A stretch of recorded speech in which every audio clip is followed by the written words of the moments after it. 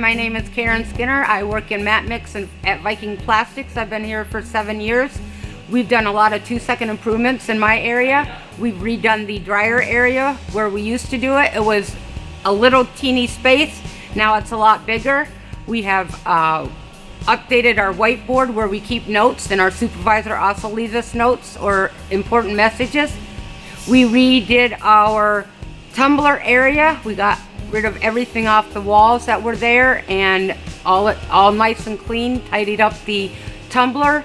We've redone our Wellman area where we got rid of the grinder so we don't have to use it anymore. And my name is Karen, and that's my 2-second improvement.